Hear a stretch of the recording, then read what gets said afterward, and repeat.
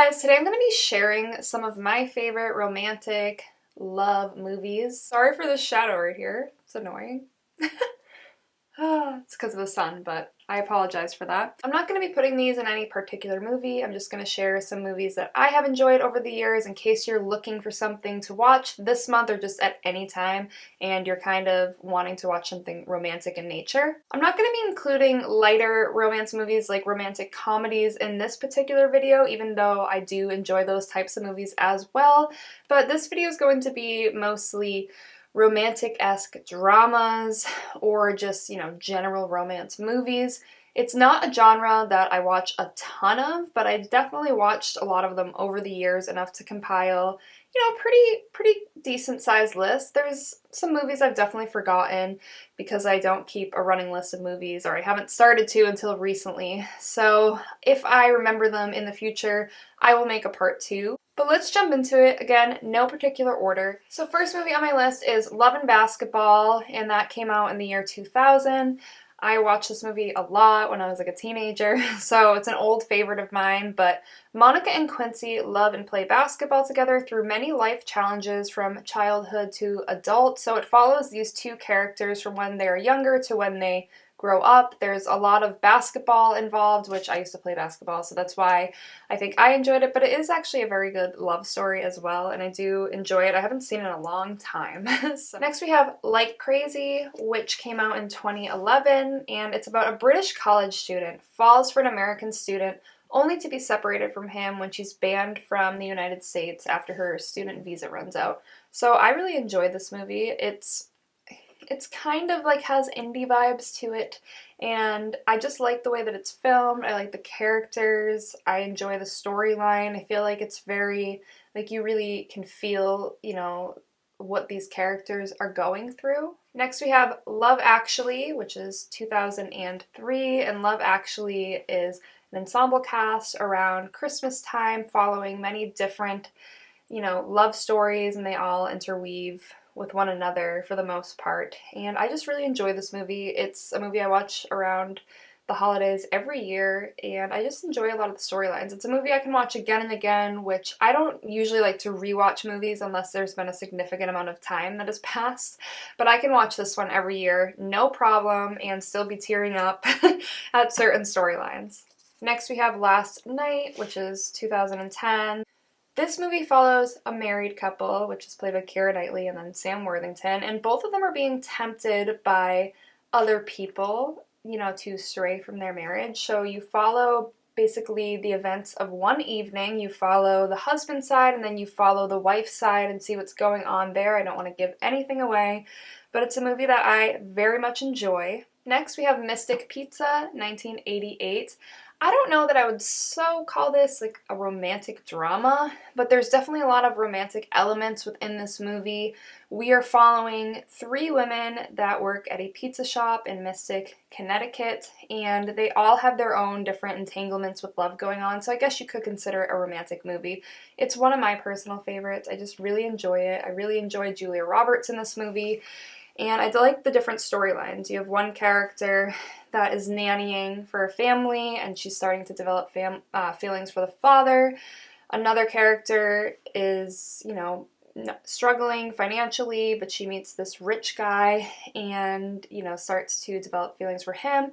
And then we have our third character who has been dating this guy, and they were supposed to get married, but she got cold feet, and now she's dealing with the aftermath of that. Next we have One Day, which is with Anne Hathaway and Jim Sturgis. I think that's how you pronounce his name.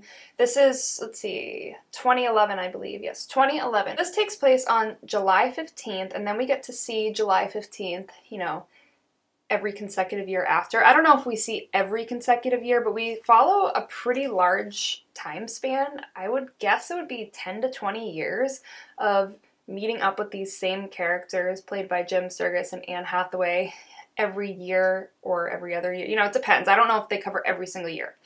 But meeting up with these same characters played by Anne Hathaway and Jim Sturgis on July 15th. and we get to see them grow. We see how they deal with each other, you know, what's going on in each of their lives. So when they initially meet, I believe they spend the night together. I don't remember if they actually hook up, but there's definitely a romantic connection. And then you see what happens over the time period of, like I said, like 10 to 20 years after. So this is a really interesting movie. There's a lot going on here. It's one for the books. I don't want to say too much if you haven't seen it, but if you have, you know.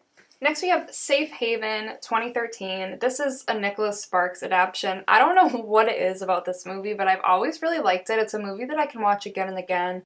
Maybe I'm just nostalgic because I remember like when I went to the theater and saw it and stuff and like enjoyed it then. So I don't know what it is about this movie. It's about this young woman who has been in an abusive relationship, and she has, you know, run away from that situation, trying to start over in, you know, this charming coastal town, and she meets someone new. So next we have Chung Express. It's an Asian film, and I believe it was filmed in Hong Kong. I'm not 100% positive on that. It is subtitles, but I remember when I watched this movie, it was in a film class, and I just very much enjoyed it. It is, let's see what year, 1994. I don't think I realized it was from the 90s, but let me read you the description. Two melancholy Hong Kong policemen fall in love, one with a mysterious female underworld figure, the other with a beautiful and ethereal waitress at a late-night restaurant that he goes to frequently. So there's a lot going on in this movie. There's also like a bit of a mystery occurring. So I don't know, I really like it. They play the song California Dreaming about 1 million times in this movie, and it will stick in your head like nothing else. So a movie I recommend. I think it's lesser known, especially, you know, in America. So the next movie on the list is The Holiday. This is 2006. It's marketed as a Christmas movie, but honestly, I watched it around the holidays this year, and I was like, you know, it's really not very Christmassy at all. Like, they barely even touch on the Christmas holiday. So if you're avoiding it because of that, they barely talk about Christmas in this movie. Honestly, they talk more about New Year's. So just a thought. But it's about two women that change places with each other after they've both been having bad experiences in their love life, and they switch houses, and it is around, you know, the holidays. So then, you know, they each meet someone new, and there's some romance. It's just a good movie. Next we have Before Sunrise. So this is I thought it was 1994, but here on IMDb it says 1995. But I thought it was 1994, so I think I'm right. A young man and woman meet on a train in Europe and wind up spending one evening together in Vienna. Unfortunately, both know that this will probably be their only night together, so it follows them around for the night. It's one of those movies where there's a lot of conversation and a lot of talking. But what's so interesting about this movie, if you don't know anything about it, is that it is filmed, I thought it was 1994, and then there's a second movie in 2004 following the same characters, and then another movie came out in 2014, also following the same characters and storylines. So it's just a very interesting concept. I'm curious if there's going to be a fourth movie in 2024, because that's only 2 years away. And I remember going to theaters to see this one in 2014.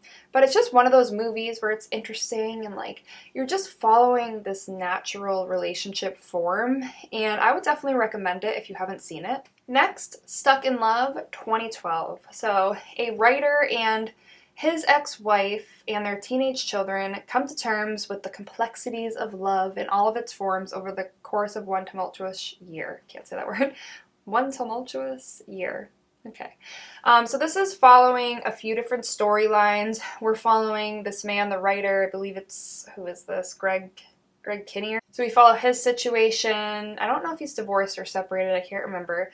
Then we also follow his daughter and son's storylines. I can't remember if we follow the ex-wife storyline as well. It's interesting because there's just different stuff going on. Like the teenage son has his love interest, and then the well, I don't think she's a teenage daughter, like early 20s daughter is dealing with her stuff, and she has a romance story going on. So there's multiple storylines, but it's not so all over the place that you feel like you can't connect with the characters because there's too much going on. It's only this one family. So if you haven't seen it, it's a good movie, and I would recommend it. Next, I have a movie that I feel like probably a lot of people don't really like, but that's okay. And it is Remember Me 2010. It came out, and it has Robert Pattinson and Emily de Raven, not sure how to pronounce her name.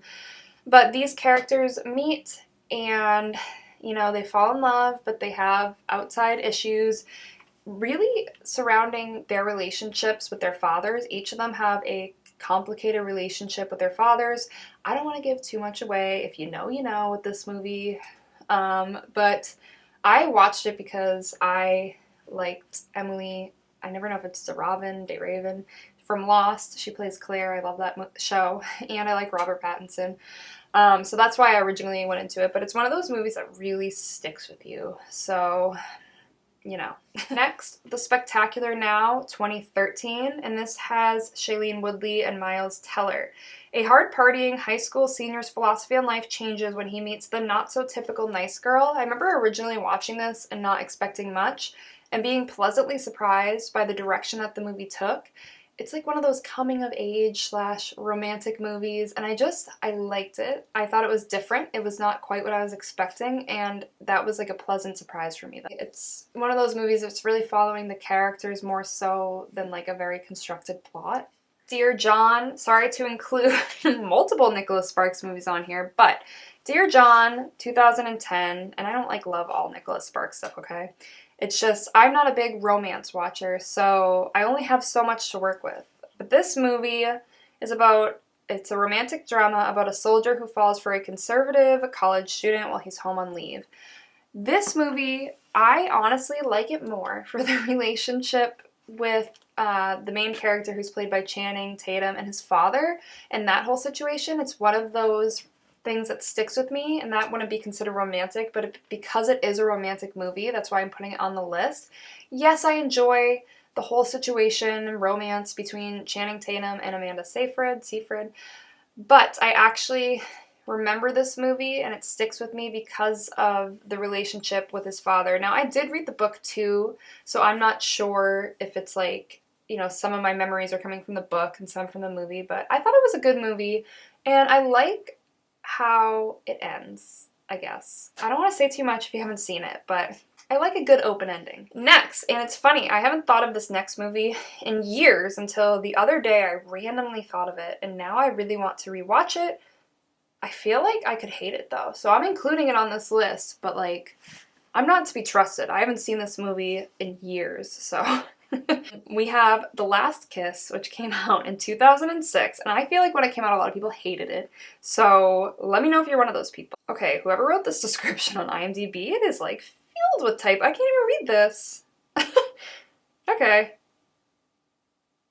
so basically what it's about, I'm just gonna go off memory here.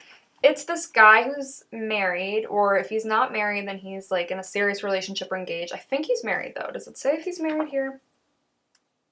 I don't think he is married. I don't think he's married.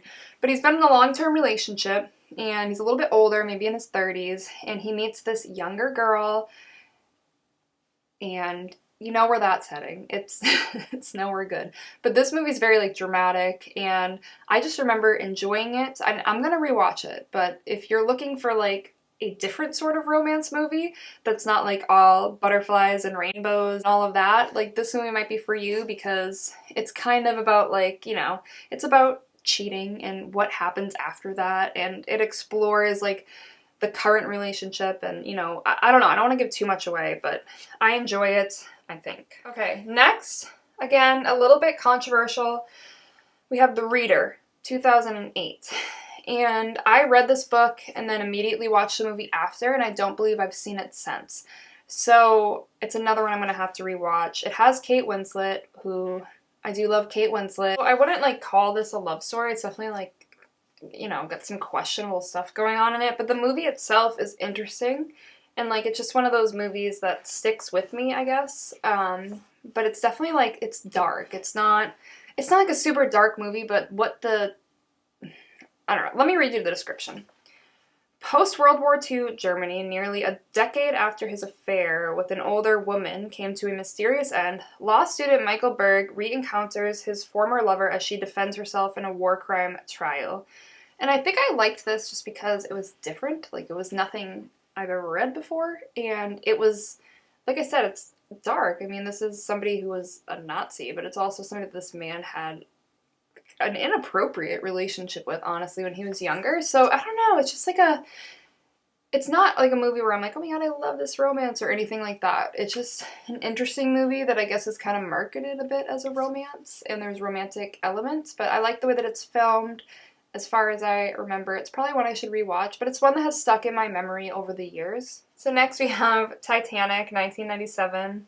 I was a little kid when this came out, and I remember the hype around it so much. People were obsessed with this movie and with the romance, and it's one of those things where even years later now, the romance is still good. I mean, obviously, it's a movie like you poke fun at and stuff, the romantic part, not the tragedy that happened, but it's, I don't know, it's a great romantic story.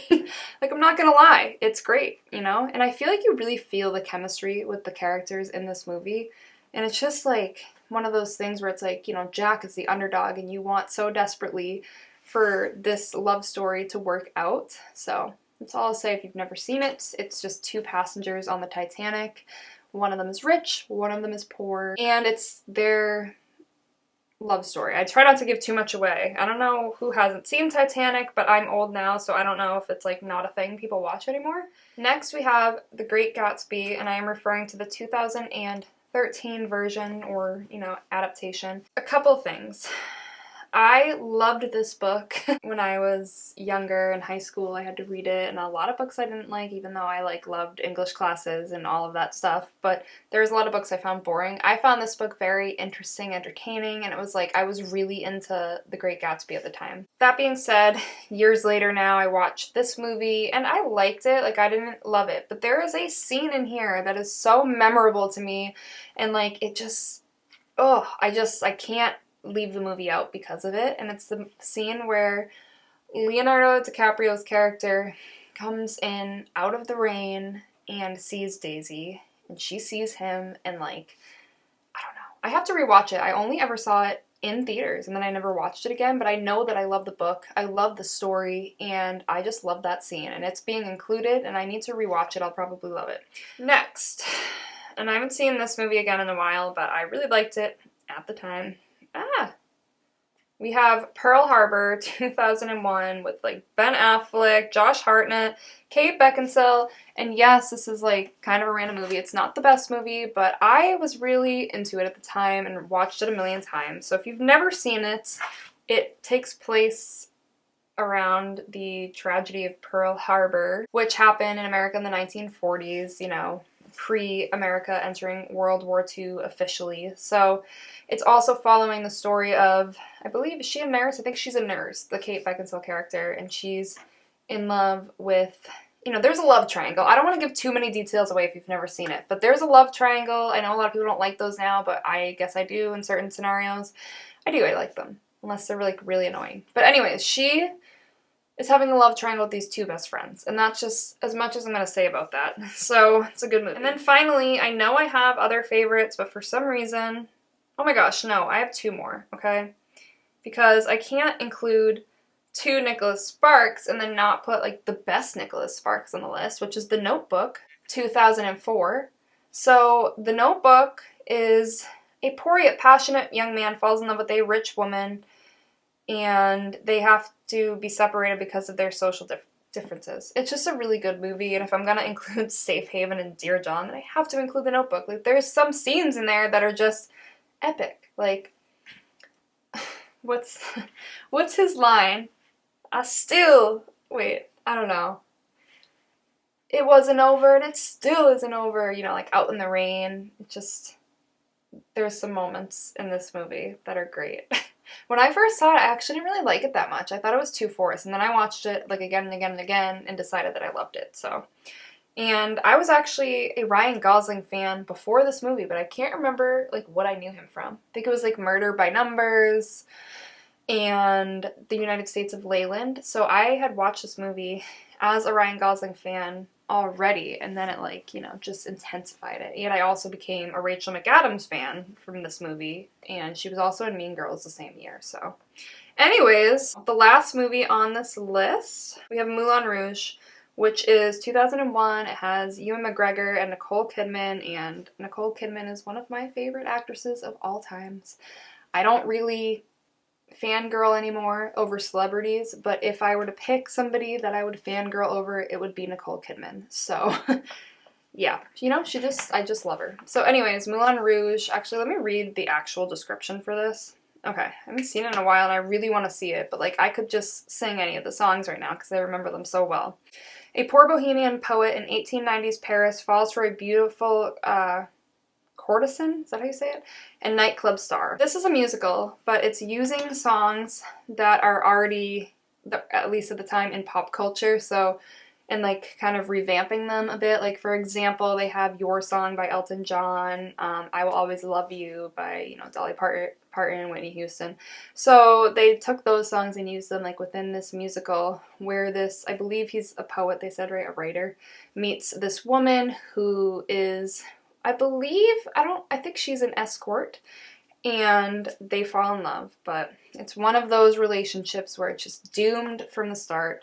And there's just a lot of like beautiful songs in here. They have some original songs, I believe, too. I think Come What May is an original to the movie, and it's a really beautiful song. So that is my list of romantic movies that I enjoy, that I think other people would enjoy. I tried to include some on here that aren't as frequently talked about, I hope. So let me know what your favorite romantic movies are in the comments down below. Thank you so much for watching. Don't forget to like, subscribe, hit that notification bell so you can watch more videos like this in the future.